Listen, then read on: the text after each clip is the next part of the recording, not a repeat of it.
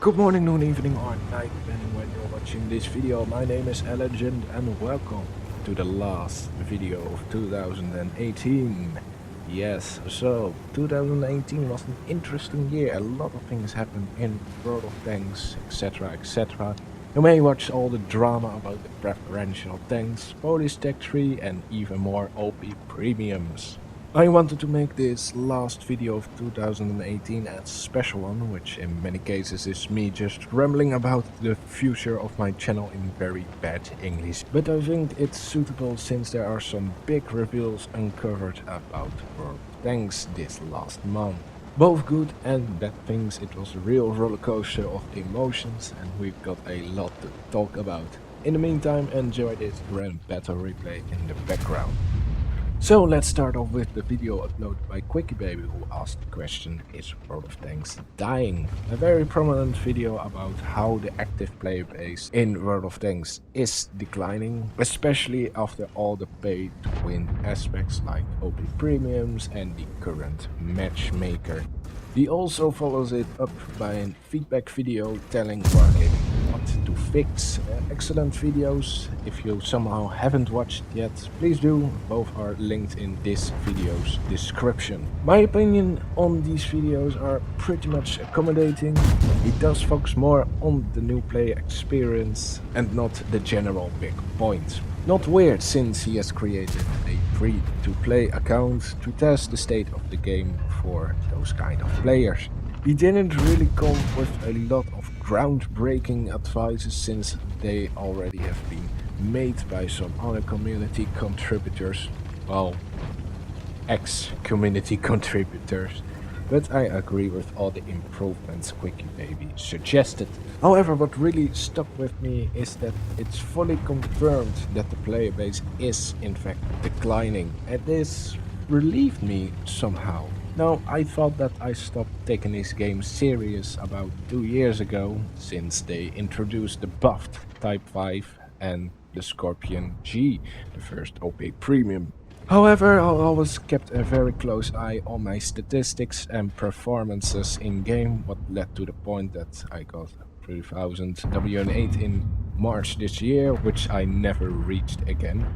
So that's why this last year got me more and more frustrated in the game, because I couldn't get to my new high standards of 3000 WN8. But now I can really stop taking this game and my performances serious, since it will be pretty much gone within a few years if this decline is going at its current rate. I don't think I will fully neglect checking my progression.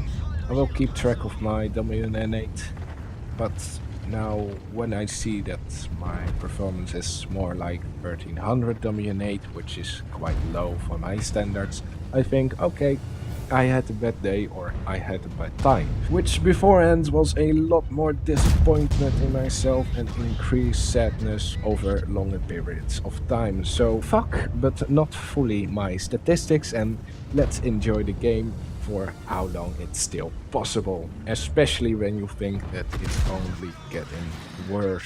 I don't have to explain re-releasing the IS-3A in its current state right before the loot box event, and only letting people get it when they buy loot boxes. I really was convinced that Wargaming will go on this path of self-destruction, knowing the game will probably die to the decline of active players and squeezing every penny out of it.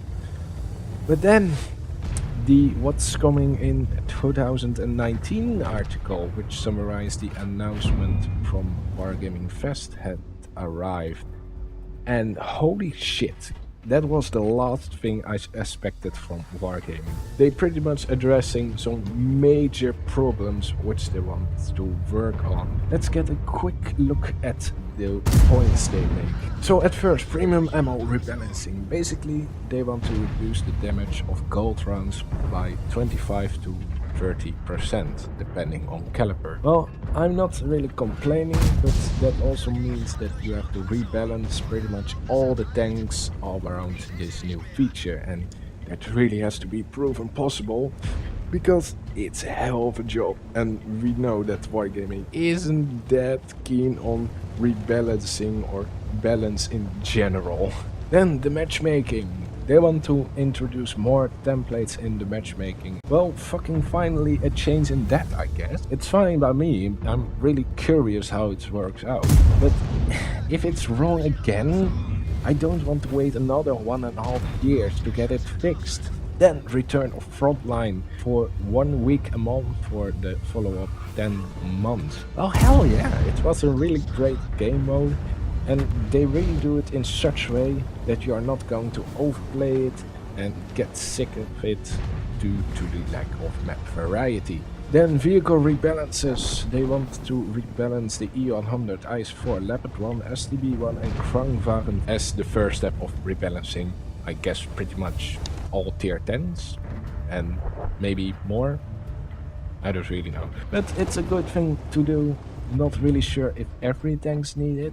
New vehicles. They want to introduce a new Swedish medium line up to tier 10. It's nice, but I'm not really interested of getting another grind of. Ranked battles, also nice, but well, it's still too toxic. The fact that you have to play 1 against 29 is a fact right there. In random battles you also see it occasionally, but well, in ranked it's just a fact. It's there and I don't like it. Clan Wars, nah, I'm not sure if I'm going to make it. I really want to play less competitive in 2019, but well, we can try, I guess. The bond shop, yes. Get players something they can only buy with the currency they have to earn and not actually have to buy the currency with real money. Changes to premium accounts, not interested. Customization styles, seems nice, but also not interested. And finally, tank race. Yeah, that's also quite nice. I'm really looking forward to that nostalgia. Then there are some more classified files which Wargaming hasn't decided to implement yet. I'm not going to cover them right here. That video link is also in the description. But general thoughts about this big reveal, well, I'm mostly curious how this all will work out. However, that curiosity is the only positive thing, because I don't think Wargaming will actually satisfy the players who ask for this. I think that somehow, some way, they still make some pay-to-win mechanics into these changes, or that these changes are eventually deemed bad but not fixed immediately.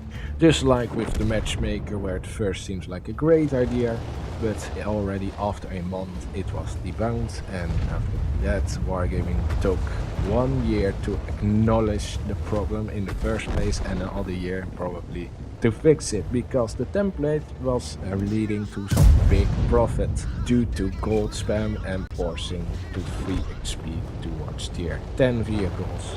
And it's always coming down to this: Wargaming wants to make as much money out of the game as possible. It's just that Wargaming has done so much bad things already this year that it seems like this is all in cover-up to get us hyped for the game again. But afterwards they will find some sneaky way to make profit at the cost of the game quality.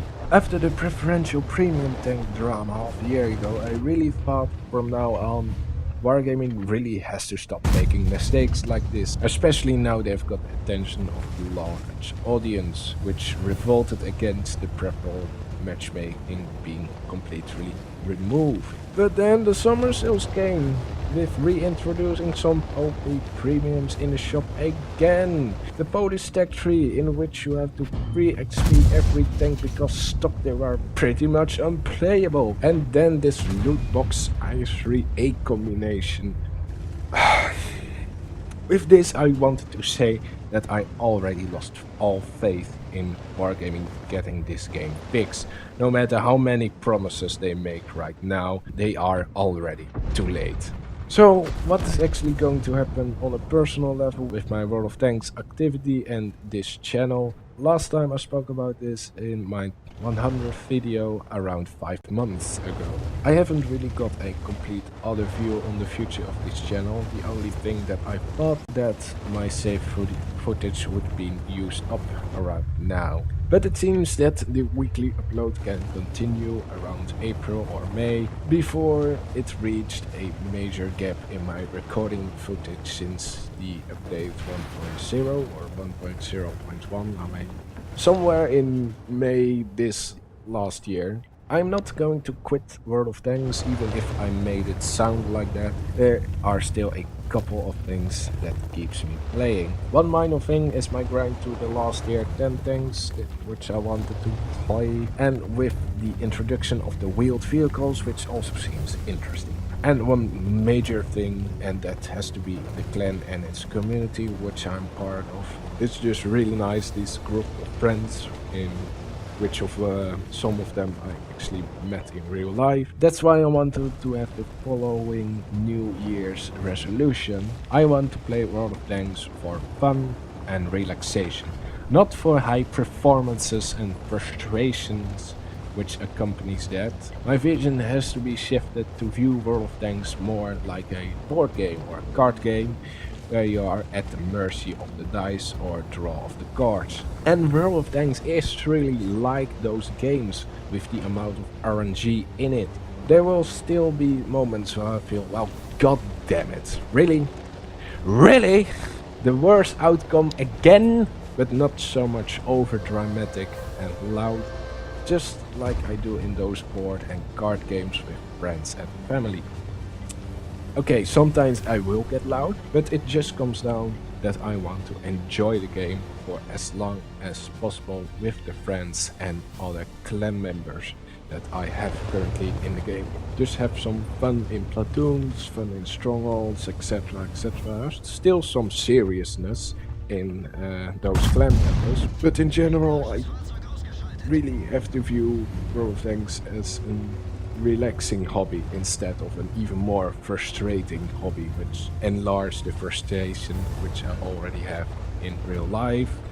But it will be alright. I really just have to play World of Tanks for fun and relaxing and have some more positivity in my life. Yes. So let me know if you have some New Year's resolutions for World of Tanks. And as always, I will see you next time. Laters.